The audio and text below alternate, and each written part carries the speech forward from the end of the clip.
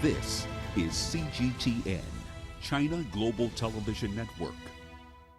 Tunisia's national carrier is banking on the recovery of the aviation industry for a resumption of its normal pace of business activity in 2021. Tunisia announced that part of its top priority will be to remedy the decline in the number of passengers, which has fallen by at least 70% compared to 2019. Here's CGTN's Adin Chouachi with the details.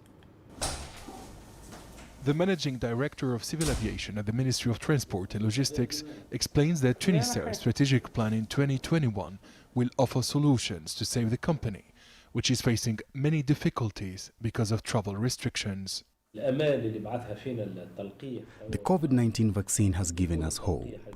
We are optimistic because controlling the pandemic will allow Tunis Air to resume normal business activity in the second quarter of 2021.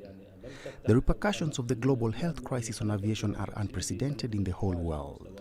Several sectors depend on air transport, especially tourism in Tunisia, which is the pillar of the national economy.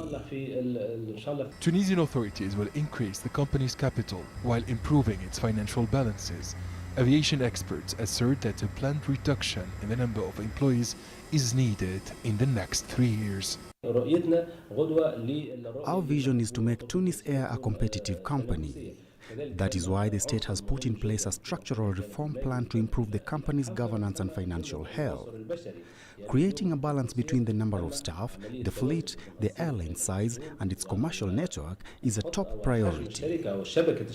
Analysts argue that Tunisia will lay off thousands of workers to ease the financial difficulties that led to the grounding of aircraft due to the lack of spare parts. The layoff cost is estimated at $63 million. The social plan consists of laying off 1,200 employees. It was approved by the former government, but the number could be much higher to reduce the balance sheet. The norm in the world is that each plane needs about 80 employees, but at Tunis Air, each plane has 165 workers.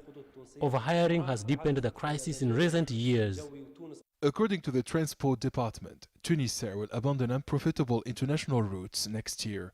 The state-owned company will stop serving some destinations in Africa and Europe following an unprecedented demand collapse due to the COVID-19 crisis.